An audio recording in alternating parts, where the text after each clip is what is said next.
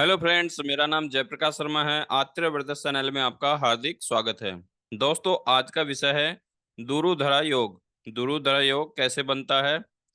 दोस्तों, पिछली कुछ वीडियो में मैंने आपको चंद्रमा के विषय में बहुत सारे योग बताए थे, जैसे कि सुनफा योग, अनफा योग, केमद्रुम योग।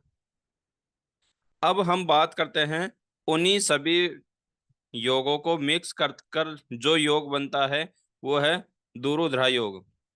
दुरुधरा योग में ये होता है कि चंद्रमा के आसपास, चंद्रमा के आगे और चंद्रमा के पीछे अगर सूर्य, राहु, केतु के अलावा कोई भी ग्रह बैठे हैं तो यह योग बनता है। और इस योग में जो भी ग्रह आगे पीछे बैठे हैं उन्हीं के अनुसार फल मिलता है।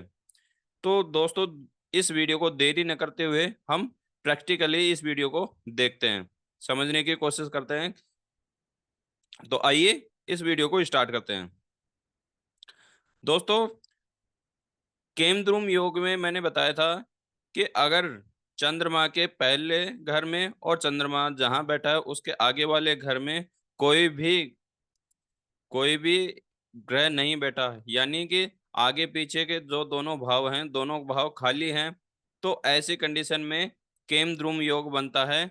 और उसी के अपोजिट दुरुधरा योग है। दुरुधरा योग में कि चंद्रमा के आगे और चंद्रमा के पीछे जो भी ग्रह बैठा है, सूर्य, राहु, केतु के अलावा, तो उस कंडीशन में दुरुधरा योग बनता है। और उस योग से जातक को उस योग में जो जो ग्रह बैठे हैं उनके अनुसार फल मिलता है। अब देखते हैं प्रैक्टिकली।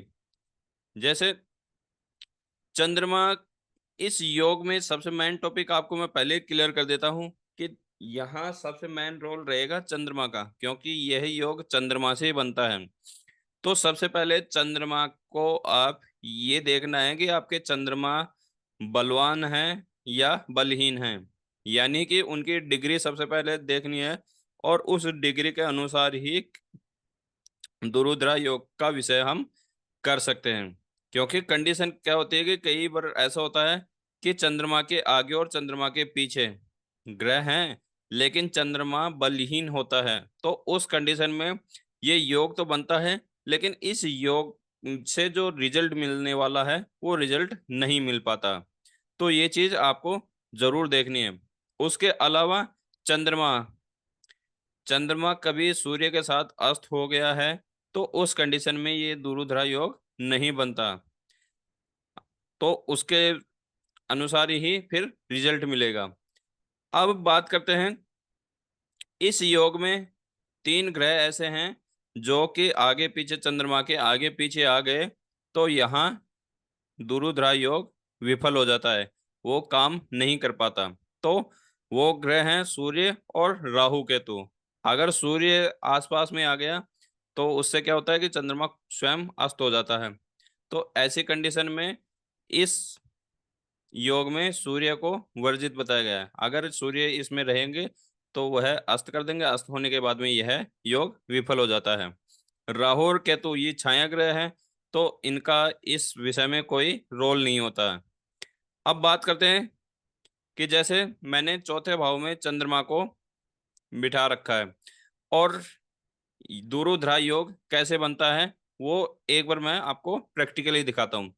जैसे दोस्तों, चंद्रमा चौथे भाव में है, तो अगर तीसरे भाव में और पांचवें भाव में सूर्य, राहु, केतु के अलावा कोई भी ग्रह बैठे हैं तो उस कंडीशन में यहाँ दुरुधरा योग बनता है। और दुरुधरा योग बनने के कारण इस जातक के जिसकी जन्म कुंडली में ऐसा योग बनता है, उस जातक को अपनी लाइफ में इसमें जितने ग्रह का रोल है उस हिसाब से उनको रिजल्ट मिलता है।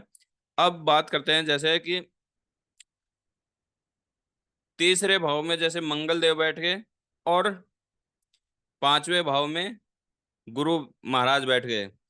तो अब यहाँ कंडीशन क्या हो गई, मंगल, चंद्र और गुरु, ये तीन ग्रहों की युति से ये दुरुधरा योग बन गया। और इस योग से निर्माण होता है कि चंद्रमा क्या काम कराता है, मन का कारक है। चंद्रमा मन का कारक है, मन से ही हर चीज जुड़ती है। तो सबसे मेन है यहाँ मन, चंद्रमा। फिर उसके बाद बात कर रहे हैं कि तीसरे भाव में मंगल देव बैठ गए। मंगल देव है बलवान, ठीक, और बलशाली बनाने के काम में आते हैं मंगल देव। उसके बाद बात करते हैं कि पांचवें भाव में बैठे हैं गुरु महाराज, जो कि ज्ञान का भंडार है। तो ऐसी कंडीशन में जब यह योग बनेगा दुरुद्रा योग, तो उस कंडीशन में वह व्यक्ति जिसकी कुंडली में यह योग बन रहा है, वह व्यक्ति बलवान होगा। उसके साथ साथ उसका मन मन भी एकाग्र रहेगा, और साथ ही साथ वह व्यक्ति ज्ञानवान भी होगा। तो यह सब मिलके जो रिजल्ट मिलता है, उस रिजल्ट को कहते हैं ध्रुव योग बन रहा है।